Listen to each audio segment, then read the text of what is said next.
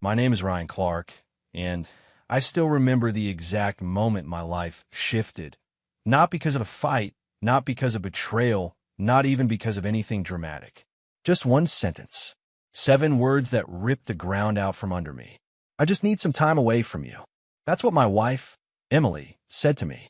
It was a Tuesday night. Ordinary. I was in the kitchen, cooking her favorite, pasta with roasted vegetables and that garlic basil cream sauce she used to love. She was sitting at the table, scrolling through her phone, barely saying a word. I thought maybe she'd had a long day at work. Maybe she was tired. I tried making small talk. I told her a story about something funny that happened at the office. Nothing too deep, just a light moment. She didn't laugh. She barely looked up. After I set the plates on the table, she finally spoke. "I don't want dinner." I frowned. "Everything okay?" That's when she looked at me. Really looked at me, like someone stares at a wall they've grown tired of. Like they've been holding something in for too long, and it's about to spill out, whether you're ready or not. "I don't know how to say this without it sounding cold," she began. I stood still. My chest tightened. "Say what?" She hesitated, then let it out. "I just need some time away from you. I need space." At first, I thought I misheard her. Time away. Space. We weren't fighting. We'd been through much worse before and worked through it. What does she mean, space? Where is this coming from? I asked quietly. She sighed and stood up, walking slowly around the kitchen like she didn't want to be still. "I've been feeling off lately. I feel suffocated. Not by anything you're doing, just in general. I need to step back and figure things out." I was stunned. "Are you saying you want a break?" She shrugged. "I'm saying I need to breathe without you around for a while." That's when I knew it wasn't about stress. It wasn't about needing clarity. This had been building for a long time. I just hadn't seen it. Or worse, I saw it and didn't want to admit it. I asked her, "Do you not love me anymore?" Her answer was silence. That kind of silence that screams louder than words. She wouldn't meet my eyes. She just stood there, twisting her fingers, avoiding everything that mattered. "I didn't say that," she finally muttered. But she didn't have to. I'd spent years learning the language of her love. I knew every version of her silence, every shift in her tone. And that night, I realized the woman standing in front of me wasn't unsure. She wasn't confused. She was already gone. Emily and I had been married for 7 years. We met in college, bonded over literature and long nights in coffee shops. We laughed easily back then. She used to touch my face with both hands when she kissed me. She'd fall asleep on my chest like it was the safest place in the world. I remembered those things even while she packed her bag later that night. Not angrily, not in a rush, but casually. Like someone who'd made peace with leaving long before they said it out loud. "I'll go stay with my sister," she said, slinging the strap of her duffel bag over her shoulder. Just for a bit. I didn't try to stop her. There was a version of me, not long ago, that would have begged. That would have asked what I did wrong, what I could fix. That would have believed it was a phase, a bad week, something she'd come back from with clarity and softness. But not this time, because over the last year, Emily had been pulling away inch by inch, and I'd been pretending not to notice. Fewer conversations, less touch. Her phone suddenly more interesting than anything I said. She stopped asking about my day, stopped noticing when I dressed up, stopped laughing at my jokes. We became 2 bodies sharing a roof, breathing the same air, but living separate lives. Still, I stayed. I kept showing up. I told myself all couples go through seasons. That love matures, quiet settles. That maybe we were just tired. But the truth was, she'd emotionally checked out long before that Tuesday night. That night, she just finally said the quiet part out loud. When the door closed behind her, the house felt cold. Not because it was empty, but because I realized how long I'd been living with someone who didn't see me anymore. I sat on the edge of her bed. No, my bed now, and stared at the dent her pillow still made on her side. That night, I didn't cry. I didn't scream. I didn't text her a long message trying to change her mind. I just sat there, listening to the stillness, finally acknowledging the weight I'd been carrying. For so long, I had bent myself into shapes to keep her happy. Canceled plans when she didn't feel like going out. Bit my tongue when she got short with me in public. Compromised on things that used to matter just to avoid tension. All for a woman who, in the end, chose silence over effort. The next morning, I made coffee for one. No second mug, no background music, no small talk, just me, the kitchen, and the morning sun creeping through the blinds. That's when it started to hit me. I was free. It didn't feel good yet, but it felt real. People think the end of a relationship happens in a bang. Infidelity, a huge blow-up, a betrayal. But sometimes the end is quiet. It comes in the form of a simple sentence. I need space. And that space becomes forever. What Emily didn't realize that night was that asking for time away wasn't just her way of gaining freedom. It was my invitation to finally walk out of a one-sided relationship. She thought I'd wait. She thought I'd put my life on pause, check in on her, ask if she was ready to talk. That's what I'd done before, waited, hoped. But not this time. This time, I didn't wait. It had been 3 weeks since Emily walked out of our apartment with her gray overnight bag slung across her shoulder and the words, "I just need space," echoing behind her. She said she'd only be gone for a few days, a week at most.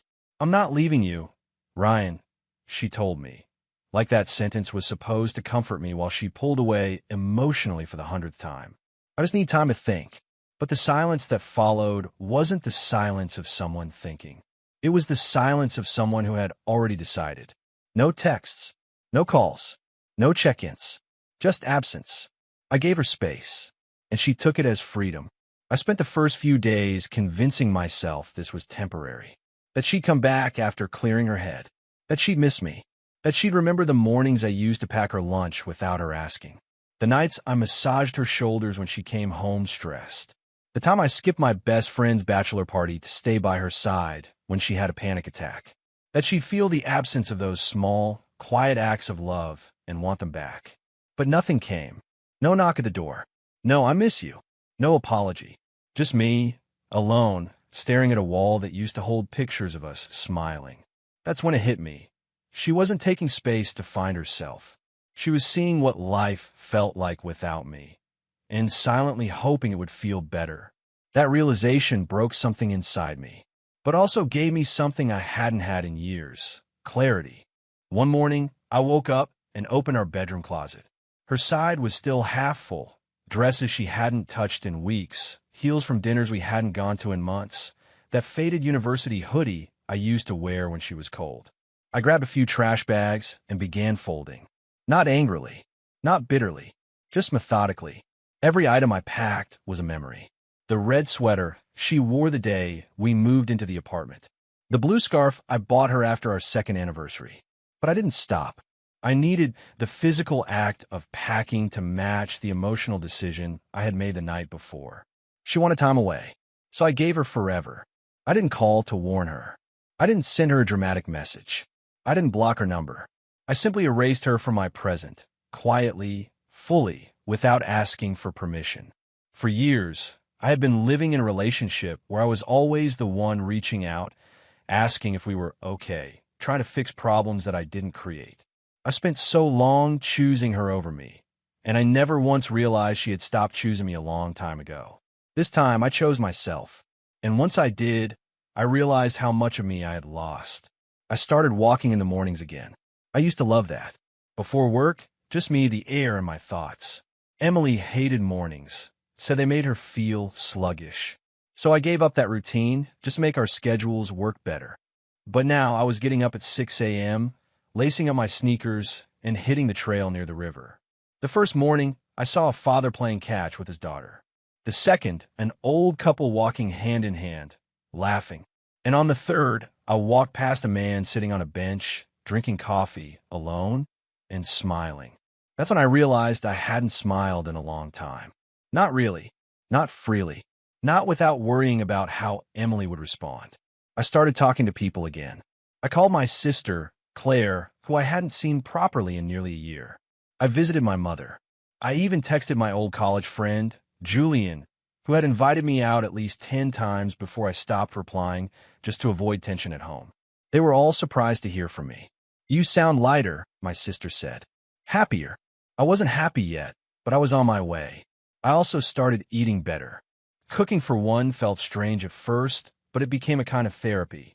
I put on some music, Real music, not just background noise, and cooked slowly, thoughtfully. I didn't just make meals. I created them. Because for the first time in years, I had the mental space to enjoy my own company. A few weeks later, Emily texted. It was short. How are you? I didn't reply. Not because I wanted to hurt her, but because I knew where that message came from. Not from love. From discomfort. She had probably expected me to chase her. To call. To fight. To wait at the door with my heart in my hands, begging for her return. But I didn't do any of that. She wanted space, and I gave her silence. A few days later, she called. I didn't pick up. And then, the following weekend, I got a message that read, "Are you really okay with just letting go?" That was the moment I understood what this had really been. Emily wasn't scared. She wasn't confused. She was just testing what life without me felt like, and assumed I'd still be waiting if it didn't work out. But I'd already made peace with her absence. I had already accepted that if I had to beg someone to stay, they were already gone. 3 months passed. By then, the apartment felt like mine again. I had repainted the living room, bought a bookshelf, and filled it with novels I never had time to read. I even adopted a dog, a rescued mutt named Charlie who wagged his tail every time I walked through the door. And when I thought about Emily, I didn't feel anger. I didn't even feel sadness. I felt distance, emotional distance, like remembering an old movie, something you once felt deeply, but that no longer held power over you. And that, to me, was the most liberating part. She had once been the center of my world. I would have done anything to save what we had. I'd been until I nearly broke. But now I realized that what I had been trying to save was a memory, a version of us that no longer existed, a relationship built on habit, not connection. When she asked for time away, she expected control. Instead, she gave me clarity. She thought she could pause the relationship like a song on a playlist and press play again when she felt ready. But what she didn't realize was that during that pause, I found my freedom. It started with one call. A month after I stopped replying to Emily's texts, she rang me at 11:43 p.m. I was lying in bed with Charlie, my dog, curled up at my feet, a book open on my chest. I stared at the screen as it lit up, her name glowing in the dark room like a ghost from my past. I didn't answer. The call stopped. Then came the second, 3 minutes later. Then the third, and a voicemail. I played it once and never again. "Hey, I know it's late, I don't know what I'm doing. I miss you. I miss us. Can we talk?" Her voice cracked halfway through. There was no anger in it, no blame, just sadness. Real, hollow sadness. I put my phone face down and turned off the light. She was too late.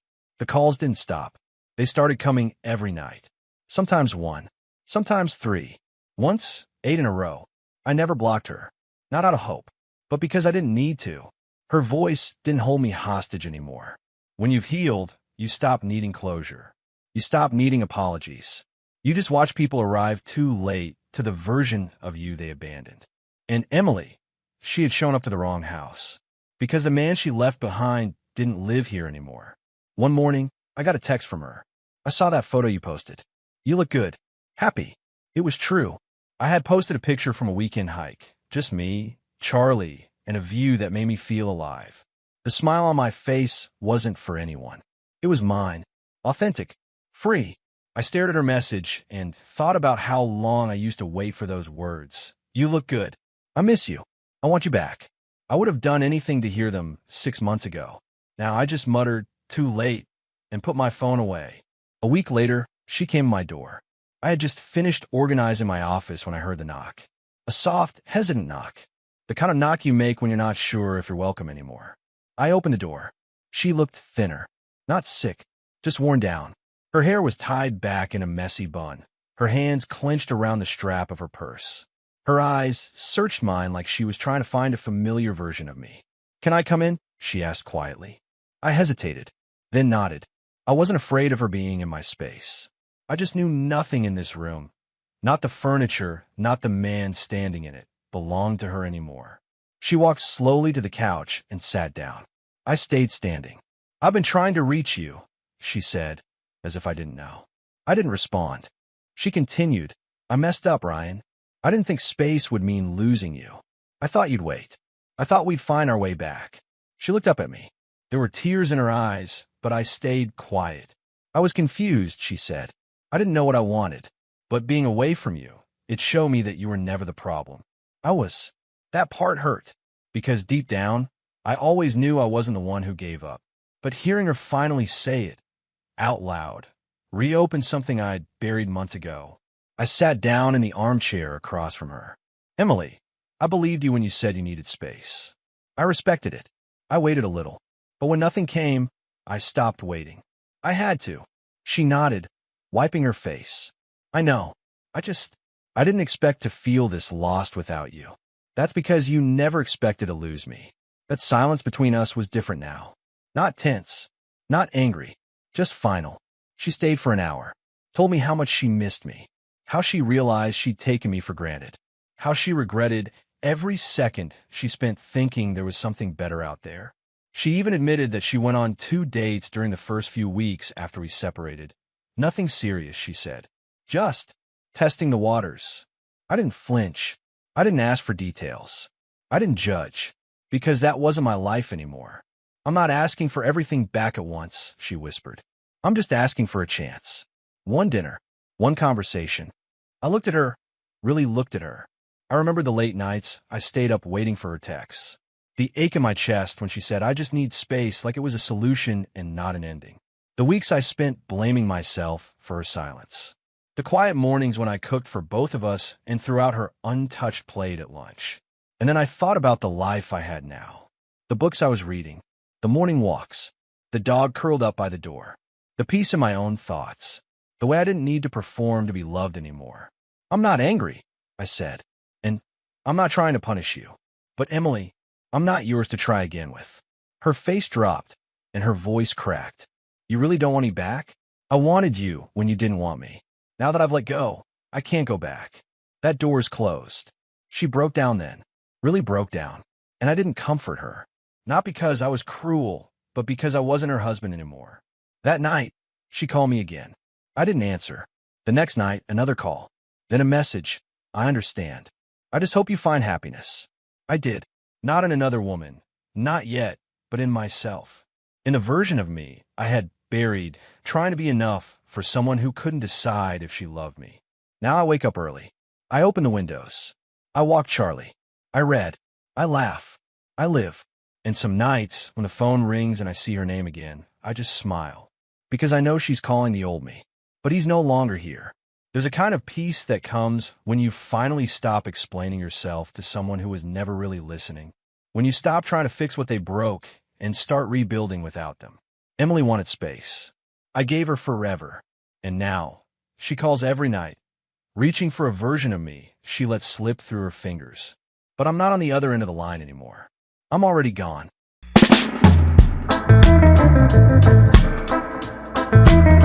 I think what shattered me the most wasn't the way she looked at me that night. It was the way her words cut through everything I thought we were. I still remember it like it just happened. We were in the kitchen. I had just gotten back from working late, still in my uniform, the collar damp from the rain outside. I'd stopped on the way home to grab her favorite Thai takeout. No special occasion, just one of those small things I always did to show her I cared. Elena was scrolling on her phone, sitting at the edge of the counter with that blank expression she wore more and more lately. She didn't even glance up when I set the bag down. You hungry? I asked. No. One word. No emotion. Nothing behind it. I unpacked the food anyway and tried to lighten the mood. Made a stupid joke about how I had to charm the guy at the restaurant to give me the extra peanut sauce she liked. Still nothing. Not even a smirk. Just silence. Her thumbs tapping the screen, eyes glazed over. I sat down across from her and finally said, Are we going to talk? Or are we just going to pretend everything's fine until it falls apart? That's when she finally looked up, but not with frustration, not with tears, just cold clarity. Like she had rehearsed the words in her head 100 times already, and now it was time to deliver the line. Victor, she said, your love is not enough. The room got so quiet, I could hear the hum of the fridge behind me. I laughed. Not because it was funny, it was the kind of laugh that slips out when your brain can't process what just happened. I looked at her, waiting for a follow-up, Maybe a chuckle, a soft, "I'm kidding," or something, anything that would tell me I misheard. But she didn't say anything else. She went back to her phone like she just told me I left the porch light on. That's when the silence got heavy. My chest tightened, not with anger, but with something worse, realization. I had been giving everything to a woman who had quietly decided it wasn't worth anything. For 3 years, I had worked myself into exhaustion trying to build a life for us. I gave up nights out with friends, turned down promotions that would have taken me out of state, poured every spare dollar into fixing up the house we bought together. And I never complained. Elena didn't work full-time, said the office world drained her. So I supported her decision to freelance. Covered the health insurance, the bills, the rent. I made sure her car always had gas, her laptop was updated, her phone bill was paid. I showed up in every way a man is supposed to. I didn't just love her, I invested in her. And apparently, none of it mattered. She said my love wasn't enough. Not because it was lacking, but because she didn't value it. I didn't say much that night. I just got up, walked to the bedroom, and sat there, staring at the floor. My appetite vanished. My hope cracked a little. But even then, I didn't yell. I didn't accuse her of being ungrateful. I didn't demand she explain herself. Because in that moment, I understood something painful and undeniable. You can't convince someone to treasure something they've already decided is disposable. The following days were strange. We still lived under the same roof, but it was like we were strangers playing house. She didn't bring it up again. Acted like everything was fine, but the air was different. Thick, suffocating. I started noticing things I used to overlook. The way she scrolled Instagram for hours but didn't look up when I walked into the room. The way she rolled her eyes when I reminded her of a family dinner. The sarcastic tone she used whenever I brought up plans for the future, like a vacation or buying a dog. It was like she had emotionally clocked out months ago, and I'd just been keeping the lights on without realizing no one else was home. Still, I tried. I planned a weekend getaway. She canceled last minute. I cooked her a full dinner, steak, garlic mashed potatoes, her favorite red wine. She said she wasn't hungry. I started waking up early to make her coffee again. She left it sitting on the counter. Each small rejection didn't hit like a hammer. They came like paper cuts, invisible at first, but building up until every part of me stung. And through it all, her words played on a loop in my head. Your love is not enough. Eventually, something inside me snapped, but not with fire. With finality. I stopped trying. Not out of revenge. Out of respect for myself. I still got up and went to work every morning. I still paid the rent. Still folded laundry and did dishes. But emotionally, I began to withdraw. Slowly. Quietly. Deliberately. She didn't even notice. Or maybe she did, and just didn't care. I stopped asking her about her day. Stopped trying to plan dinners. Stopped sharing my thoughts, my worries, my dreams. She once complained that I didn't open up. The truth was I had for years. But now I was shutting down for real. The night I decided to leave wasn't dramatic. There was no fight, no final blowout. I was sitting alone on the balcony, looking out at the city lights, sipping a cold beer. And it hit me. I hadn't smiled in weeks. I hadn't felt hurt in months. And I couldn't remember the last time she hugged me, just because she wanted to. That's when I knew love wasn't the problem. It never was. The problem was giving it to someone who saw it as ordinary. So I stood up, walked back inside, and made a decision that would change everything. I wasn't going to argue. I wasn't going to beg. I was going to leave. And I was going to let her experience what not enough really felt like. When I stopped trying, she didn't notice. When I stopped talking, she didn't ask why. When I finally left, that's when she panicked. After Elena said those words, your love is not enough, something inside me didn't just crack. It began to harden. Not with anger, not with hate, just quiet, undeniable resolve. I wasn't going to argue. I wasn't going to try to prove my worth. I'd already done that for years, in the long nights at work to pay our bills, in the birthdays I made special even when she forgot mine, in the consistent way I showed up every day without ever asking for applause. So I decided I was done, not in a dramatic, furniture-slamming kind of way. I was done in the most dangerous way possible, emotionally gone, while physically still present. I moved like a ghost in our own home. We'd pass each other in the hallway, and I'd offer a small nod. Nothing more. I stopped asking about her day. Stopped making coffee for two. Stopped folding her laundry with mine. These things might sound small, but when you've spent years giving quietly, taking those gifts away speaks volumes. She didn't react at first. Maybe she thought it was just a phase. Maybe she assumed I'd eventually fall back into the old rhythm, the one where I chased while she stayed seated. But I didn't. I stopped sharing myself. No more confessions over dinner. No more updates about work. No more gentle good nights. I gave her exactly what she claimed my love was worth. Nothing. I remember sitting on the balcony one evening, watching the sun fall behind the buildings. She opened the door, stood there for a moment, then turned and went back inside. No words.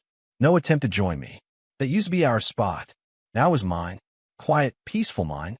That was the first time I truly felt free. I began saving money quietly, stashing away what I could without altering the routines she'd notice. I sold a few things she never paid attention to, an old guitar, my watch collection, a few tech pieces I didn't use anymore. I started researching apartments across town. Something modest, just enough for me.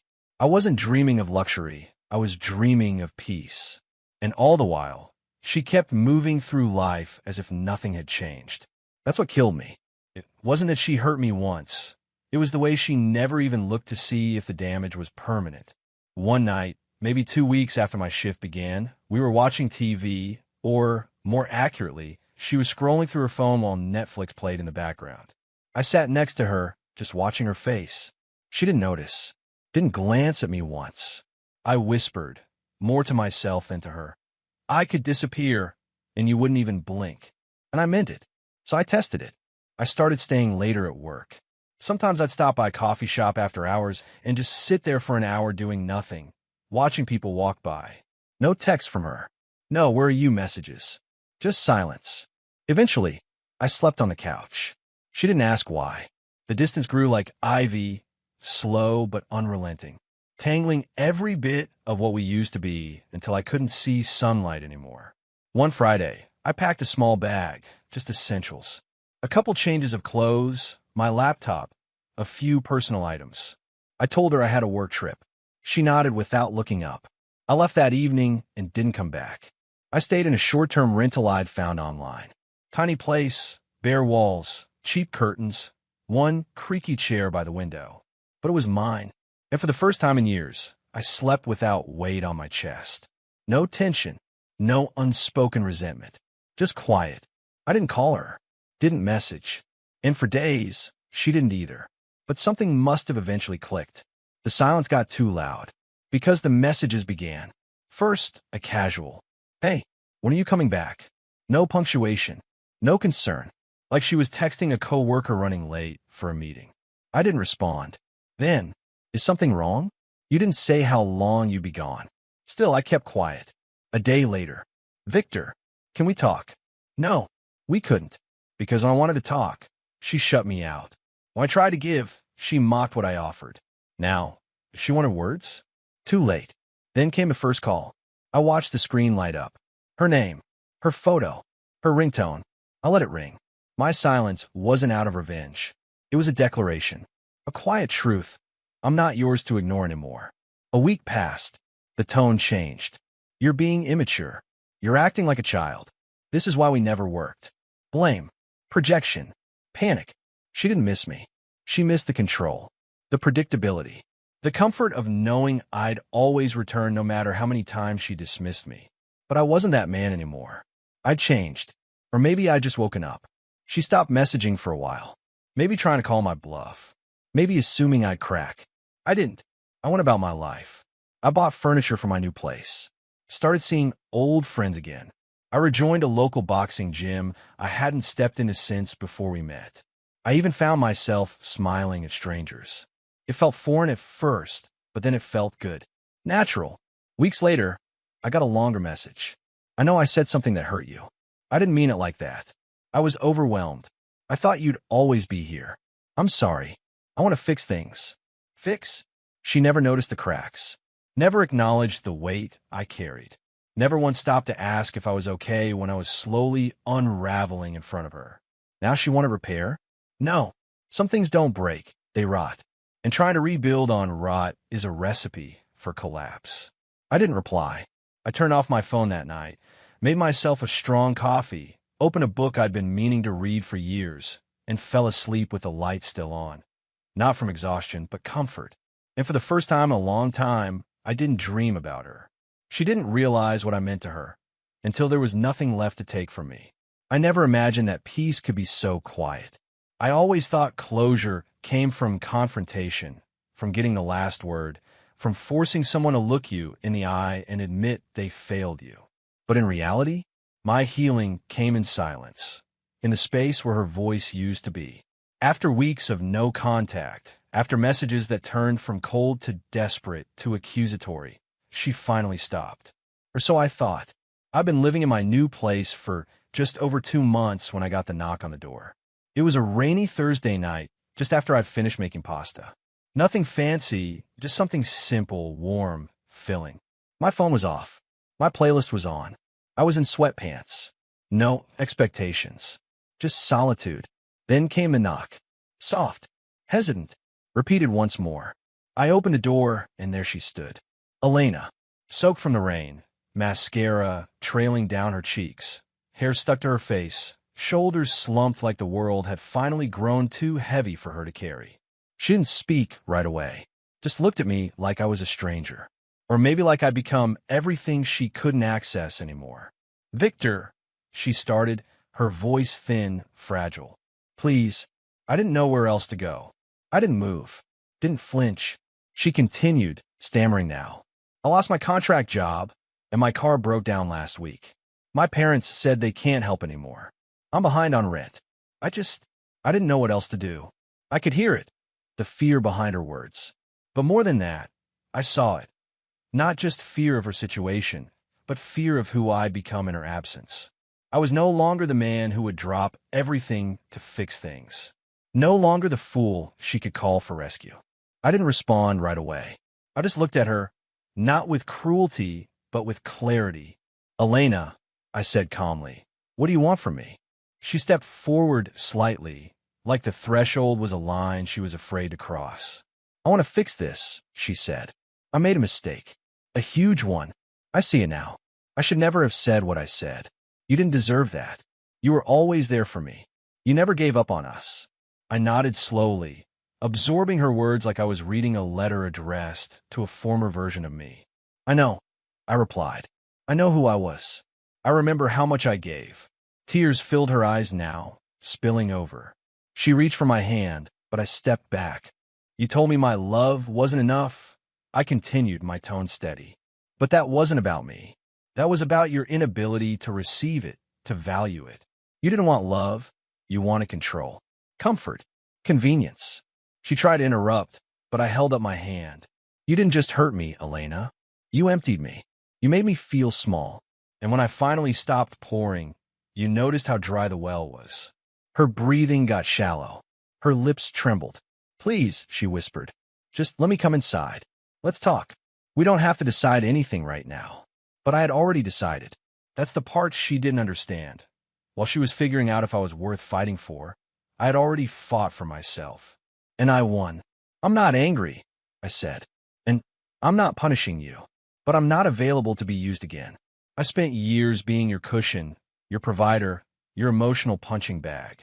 I didn't walk away because I stopped loving you.